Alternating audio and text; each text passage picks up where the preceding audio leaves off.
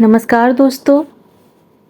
आइए सुनते हैं जानी मानी लेखिका डॉक्टर संगीता झा द्वारा लिखी हुई कहानी आखिरी फोन कॉल। तो आइए शुरुआत करते हैं इस कहानी की। सब याद है मुझे, ऐसी चीजें भला कोई भूल सकता है। दुनिया की पहचान भी ऐसे समय में होती है। सगे माँ बाप भी साथ नहीं देते, फिर दुनिया से क्या आशा। बात उन दिनों की है जब महज 16 साल की थी। आंखों में अनगिनत सपने थे, कुछ मीठे कुछ नमकीन भी। मीठे जैसे मुझे बहुत अच्छे से पढ़ना है, डॉक्टर बनना है। नमकीन जैसे बस स्टॉप पर एक लड़का लगातार घूरता है। क्या करूं? जब उसकी आंखों से मेरी आंखें मिलती हैं, पता नहीं क्या हो जाता है। बार बार खुद को समझाती भारती, ये तेरी मंजिल नहीं है। ना उसने बस स्टॉप पर आना छोड़ा, ना ही मेरी आंखों से उसकी आंखों से मिलना। मैं तो कभी बायोलॉजी के मेंढक के आर्टीरियल सिस्टम, तो कभी केंचुए का नर्वस सिस्टम में गोते लगाती, तो कभी केमिस्ट्री के फॉर्मूले रटती रहती। ज़्यादातर फिजिक्स के मोस्ट डिफ़िकल्ट सवाल पागल कर देते। डॉक्टर बनना इतना आसान थोड़ी था। जब कभी बीमार पड़ने पर डॉक्टर के पास जाती तो वो पूछती, माहवारी हुई या पेट दर्द करता है? उंगली छूकर बताओ कहाँ सबसे ज़्यादा दर्द है? कभी कभी तो बड़े अजब से सवाल, टट्टी हुई? रंग कैसा था, काला या पीला? मन ही मन हंसती कि ये सब पूछने के लिए इतना सब पहले पढ़ने की क्या ज़रूरत है। लेकिन वक्त की भी अपनी आंख मिचोली होती है। बीतता वो है, खर्च हम हो जाते हैं। कैसे नादान हैं हम। दुख आया तो अटक गए और सुख आया तो भटक गए। सब कुछ ठीक चल रहा था। घर में सब डॉक्टर साहब कहकर पुकार रहे थे। स्कूल में भी सारे टीचर मुझ पर आशा लगाए हुए थे। अड़ोसी पड़ोसी अपने बच्चों को मेरा उदाहरण देते थे। पता नहीं एक दिन कहाँ से गुलशन नंदा की एक नॉवेल हाथ लग गई। उसे पढ़ मन बल्लियां उछलने लगा। उन आंखों की याद आने लगी जिनसे मेरी आंखें लड़ती थीं। बड़ी बेसब्री से मेरी आंखें उसका इंतजार करने लगी। इससे पहले हमेशा उन आंखों में आग्रह था और मेरी आंखों में अवहेलना। लेकिन उस दिन उन आंखों के आग्रह का जवाब मेरी आंखों की स्वीकृति थी। वो आंखों वाला बंदा मेरे पास आया और एक चिट्ठी नीचे फेंक गया। मैंने धीरे से उसे उठा, अपने बस्ते में रख ली। मन में कई सितार बजने लगे और बस अब तो बस इंतजार था स्कूल पहुंच चिट्ठी खोल कर पढ़ने का। उस जमाने में बदनामी का डर भी बहुत था कि किसी को पता न चल जाए। जैसे ही स्कूल पहुंची, तुरंत बस्ते से प्रेम पत्र निकाल वॉशरूम गई। वॉशरूम के अंदर इतनी बदबू थी कि 1 मिनट ठहरना भी नामुमकिन था। लेकिन प्यार अंधा होता है। वॉशरूम की दुर्गंध तो इस प्यार के आगे बहुत ही छोटी थी। दरवाजा ठीक से बंद भी नहीं होता था। इससे पीठ को दरवाजे से टिका पत्र खोला। शायद प्रेमी महाशय ने बहुत पहले लिख रखा था, जो इस प्रकार था। सपनों, बहारों और दिल की रानी, बहुत सारा प्यार। अब जब तुम ये पत्र पढ़ रही हो, मेरा दिल बल्लियों उछल रहा है। काश दिल चीर कर दिखा सकता कि तुम किस तरह मेरे दिल में समाई हुई हो। तुम्हारी झील सी आंखों में डूब जाने को जी चाहता है। मेरा प्यार सच्चा है। जब से तुम्हें देखा है, मेरी दिन और रात की नींद उड़ गई है। बस इंतजार है तुमसे मिलने का। आज शाम बस स्टॉप पर ही तुम्हारा इंतजार करता मिलेगा, तुम्हें दिलो जान से चाहने वाला एक प्रेमी। इस पत्र को पढ़कर पूरे बदन में सिहरन सी होने लगी। बाप रे, मैं और सपनों की रानी। अचानक वॉशरूम में किसी ने धक्का दिया तो मैं जैसे नींद से जागी। हड़बड़ाकर दरवाजा खोल बाहर निकल सीधे क्लास पहुंच गई। पूरी क्लास में ना जाने कहाँ गुम रही। पूरा ध्यान शाम की मीटिंग पर था। उम्र भी 16 और महीना भी सावन और सपने भी रंगीन। फिर क्या था, बस दुनिया भी रंगीन। मेरी बेचैनी देख सहेलियों ने पूछा कि कोई बात तो नहीं। मुझ जैसी पढ़ाकू को देख कोई सोच भी नहीं सकता था कि मैं किसी के भी सपनों और बहारों की रानी हो सकती हूँ। अब तो बस वापस अपने स्टॉप पर पहुँचने की जल्दी थी। अब तक सुना ही था कि बस में कितनी भी भीड़ हो, कंडक्टर की जगह खाली रहती है। ठीक उसी तरह माँ बाप, भाई बहन और पुस्तकों के प्यार के बाद दिल का एक कोना प्रेमी के लिए हमेशा खाली रहता है। ये तो मेरा प्रेमी भी नहीं था। अभी तक उसकी आंखों का मेरी आंखों से याराना था। खैर वो घड़ी आ ही गई जिसका मुझे सुबह से इंतजार था। उसे सामने देख हाथ पैर कांपने लगे, दिल की धड़कनें तेज हो गईं। उसका भी शायद यही हाल था। डर भी लग रहा था कि कोई देख न ले। उसने कहा, तुम मेरे पीछे पीछे आओ, दूर झाड़ियों के पीछे बैठकर बातें करते हैं। मैंने सर हिलाकर अपनी स्वीकृति दी। वो तेज तेज चलने लगा। मैं तो शायद पीछे पीछे दौड़ने लगी। मुझे इस तरह सड़क पर पसीने पसीने हो दौड़ते देख पापा के दोस्त भट्टाचार्य अंकल, जो सामने से आ रहे थे, घबरा गए। मुझे रोककर उन्होंने पूछा, भारती बेटा क्या हुआ, इतनी घबराई हुई क्यों हो? मैंने खुद को संयमित करते हुए कहा, नहीं अंकल, घर जल्दी पहुंच, होमवर्क करना है। अंकल, घर तुम्हारा, घर तो दूसरी तरफ है। मैंने भी सीधे जवाब दिया, ना अंकल, फ्रेंड से नोट्स ले फिर घर जाऊंगी। अंकल को भी चैन कहाँ था। उन्होंने पूछा, फ्रेंड झाड़ियों के पीछे फ्रेंड, कौन सा फ्रेंड? मैंने कहाँ हार मानी थी। मैंने भी उत्तर दिया, ना अंकल, बीच से शॉर्टकट लेकर जाऊंगी। Okay uncle, bye, I am getting late. कुछ देर वहीं रुक अंकल के ओझल होने की प्रतीक्षा की, फिर अपनी राह चल पड़ी। वहां महाशय पहले से ही जमीन पर बैठे हुए थे और अपने ठीक बगल की जमीन हाथ से साफ कर अपना रूमाल बिछा मेरे लिए आसन तैयार कर रखा था। उसकी आंखें एकटक मेरी आंखों को देखे जा रही थीं। मेरी पहचान भी सिर्फ उसकी आंखों से थी। ना उसका नाम मालूम था, ना जाति, धर्म और ना ही काम। मेरी सांसें जोरों से चल रही थीं। उसने मुझसे कहा, थोड़ी देर आराम से बैठो, घबराने की कोई ज़रूरत नहीं, थोड़ा पानी पी लो। वो अपने साथ पानी भी लाया था। उसकी आवाज़ भी आंखों की तरह जादुई थी। मुझे बड़ा डर लग रहा था। अंधेरा भी हो रहा था। घर पर भी सब मेरे स्कूल से आने का इंतज़ार कर रहे होंगे। मैंने उससे डरते हुए कहा, मैं चलती हूँ, घर पर सब राह देख रहे होंगे, खामखा परेशान हो जाएंगे। उसने आंखों से थोड़ी देर और रुकने की गुजारिश की। मैं मजबूर हो गई और मैंने सहज होने की कोशिश की।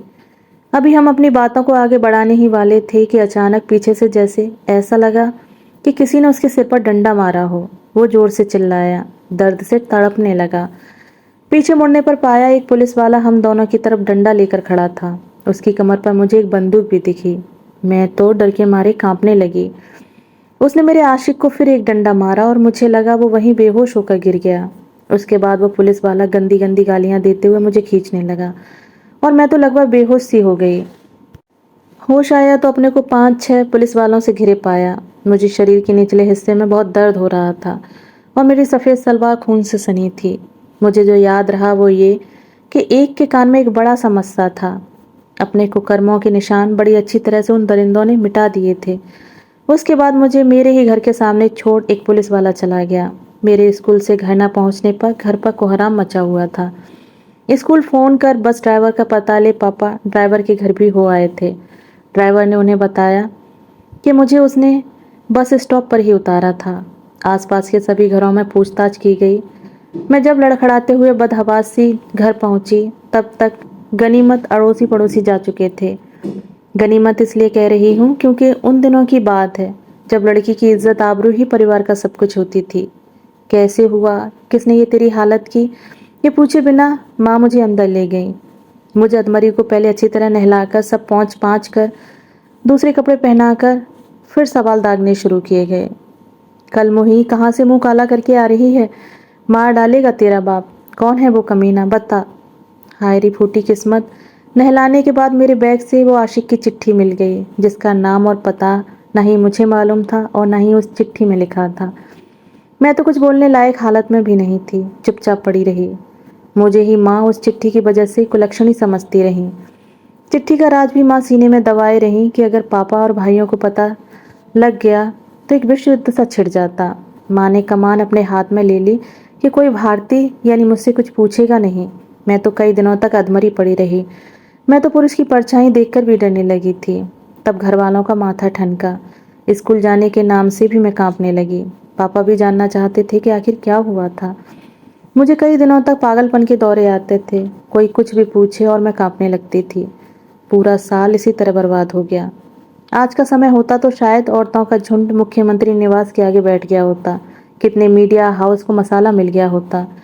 घर पर किसी को भी पूरे सच का पता नहीं चला। कम से कम घर वालों को इतनी अक्ल तो आई कि मुझे मनोरोग विशेषज्ञ को दिखाया जाए। सपनों, बहारों और दिल की रानी बनाने वाले आशिक का कोई पता ही नहीं चला, क्योंकि मैं उसके बाद बस स्टॉप गई ही नहीं। मनोरोग विशेषज्ञ डॉक्टर चोपड़ा के कई सेशन लेने के बाद मैं कुछ हद तक नॉर्मल हो गई थी। मुझे कुछ कुछ याद भी आ गया था, लेकिन तब तक 1.5 साल बीत गया था। अगर राजा ही प्रजा को लूटे तो कौन न्याय करेगा। डॉक्टर बनने का सपना तो चूर चूर हो गया था। अब किसी तरह अपना सब कुछ समेटने की कोशिश जारी थी।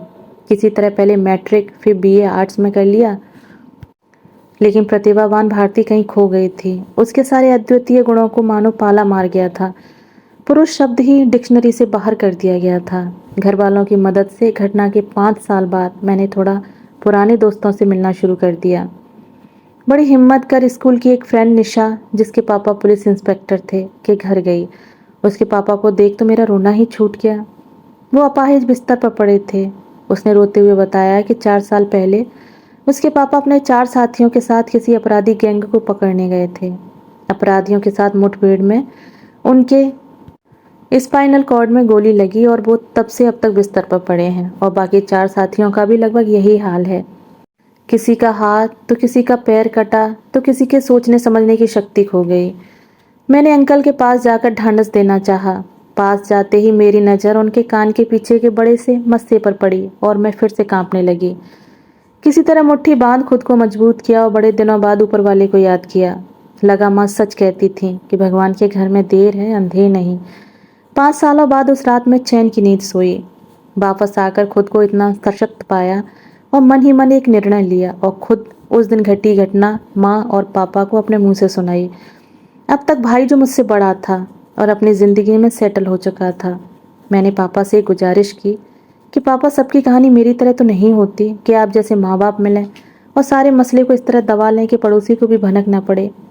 क्यों न मैं, माँ और आप एक एनजीओ बनाएं जिसमें हम बलात्कार पीड़ित लड़कियों को न केवल न्याय दिलवाएंगे बल्कि उनके पुनर्निर्वास की भी पूरी कोशिश करेंगे। पापा प्लीज़, आई एम श्योर ज़्यादा लड़कियों को उनकी इज्जत लूटने वाले कोठे में बिठा देते होंगे। मेरी पूरी कहानी पहली बार मेरी ही जुबानी सुन माँ पापा तो सदमे में आ गए। उन्हें तो अंदाजा भी नहीं था कि समाज के रक्षकों ने ही मेरा भक्षण किया था। माँ तो उस दिन तक मुझे ही दोषी मान रही थी और मेरी चिट्ठी वाले आशिक की ही कारगुजारी समझ रही थी। मेरी हालत की वजह से सच बाहर आ ही नहीं पाया। पापा धीरे से बोले, बेटा शादी कर ले, घर बसा ले।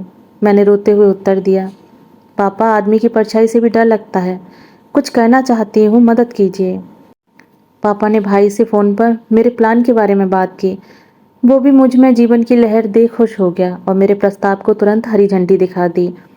हमारे घर, जिसमें आगे पीछे भी काफ़ी जगह थी, को मैंने उन महिलाओं का शेल्टर हाउस बना लिया। उसके बाद जो मेरी यात्रा शुरू हुई और फिर रुकी नहीं। हर लड़की की एक अलग ही रोंगटे खड़े करने वाली कहानी थी। कई जगह तो अपनों ने ही मजबूर किया था पैसों के लिए बिकने को। कई तो बच्चों का पेट भरने की स्वेच्छा से खुद का सौदा कर रही थीं। ये तो समाज को खोखला करने वाला एक दीमक था। इससे हमारे मुहिम में कई समाज सेवी संस्थाएं जुड़ती गईं। बहुत सारे धरने, कैंडल मार्च और बड़े बड़े लोगों के यहाँ छापे भी पड़वाए। इससे हमेशा मेरी और मेरे कार्यकर्ताओं की जान को खतरा रहता था। सारे मीडिया चैनल वाले मेरा इंटरव्यू लेने के लिए लाइन लगाए रहते थे। जिस घटना को माँ बाप दीवारों से भी बचा कर रखना चाहते थे, अपने साथ घटी उस घटना का जिक्र मैं लगभग हर इंटरव्यू में बेझिझक करती थी कि मैं एक रेप विक्टिम हूँ और मेरा सामूहिक बलात्कार हुआ था। मेरे बलात्कारी पुलिस वाले थे और एक तो उसमें से मेरे बचपन की सहेली का पिता ही था। अब मेरी उम्र भी 40 की हो चली थी और शादी का कोई इरादा भी नहीं था। हम लोगों से स्वेच्छा से दान भी लेते थे।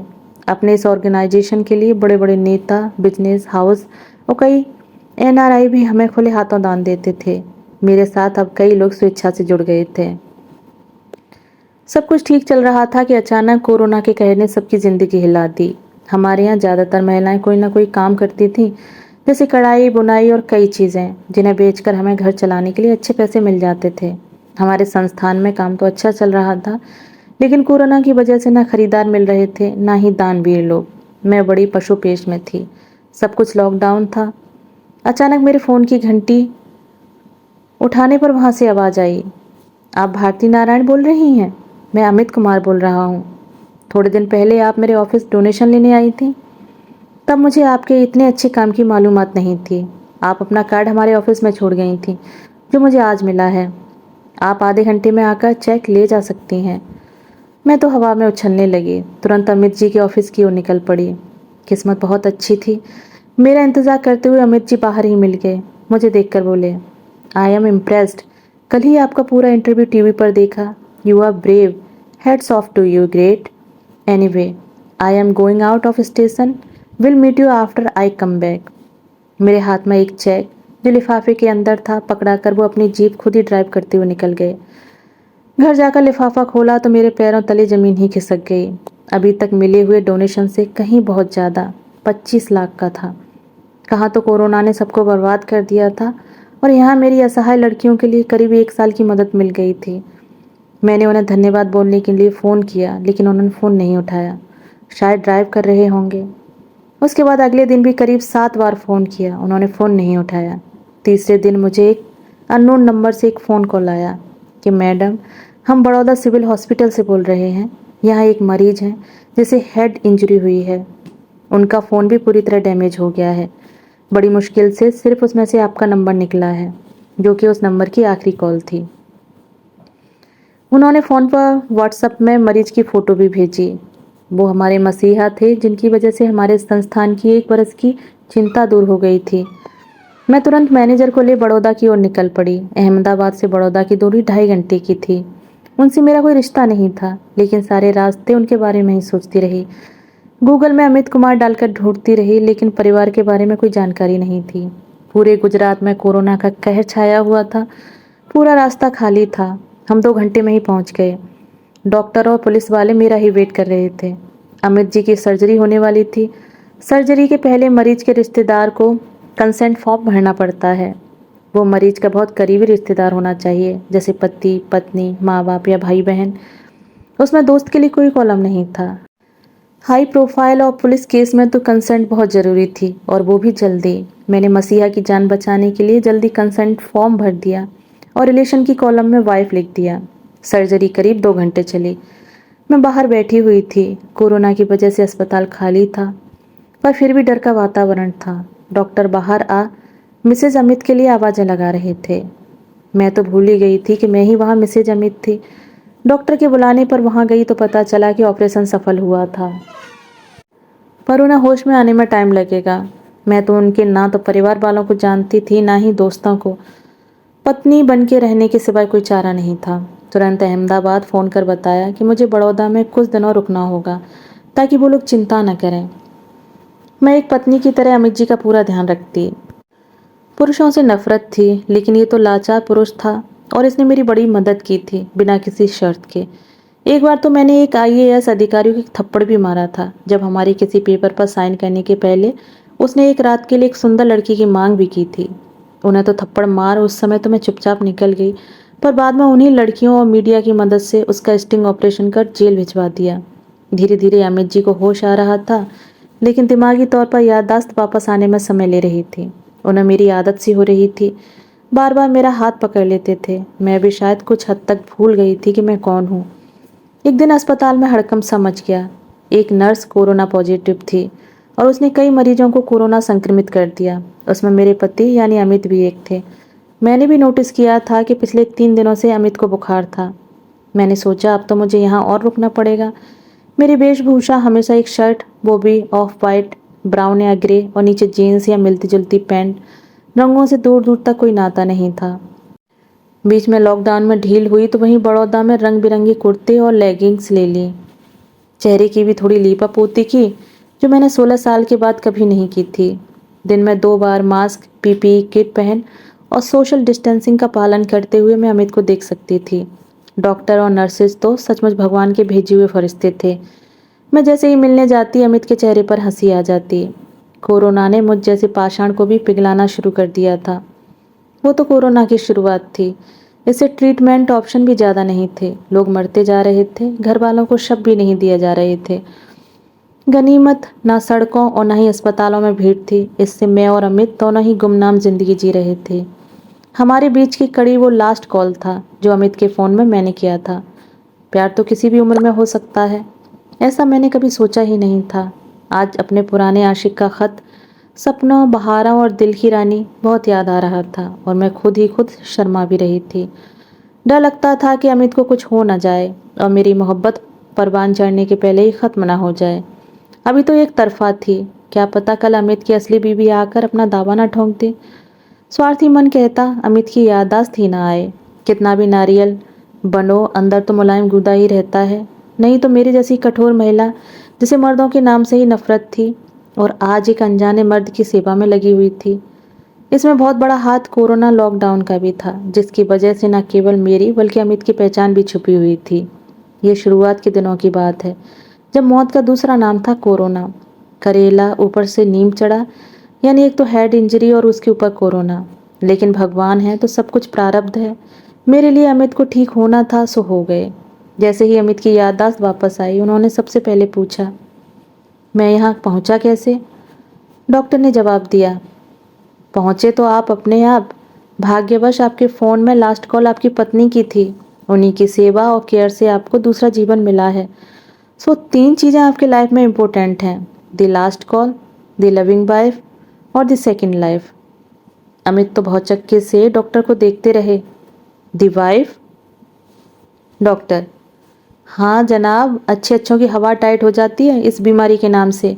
ये बेचारी टस से मस नहीं हुई। ज़्यादातर मरीजों के घर वाले भाग जाते हैं अपने मरीज को छोड़कर। Great man, you are lucky. Amit मुझे एकटक देखने लगे और मैंने अपनी नज़रें झुका लीं। इसके बाद जो हुआ वो कभी सोचा ही नहीं था। अमित भी कुंवारे थे, प्यार में ठुकराए हुए। उन्होंने भी कभी शादी न करने की कसम खाई थी। लॉकडाउन में ही हमारी शादी बड़े सादे तरीके से हुई। संस्थान को चलाने वाली अब तक केवल भारती दीदी थी। अब अमित जीजाजी भी उनके अभिभावक बन गए।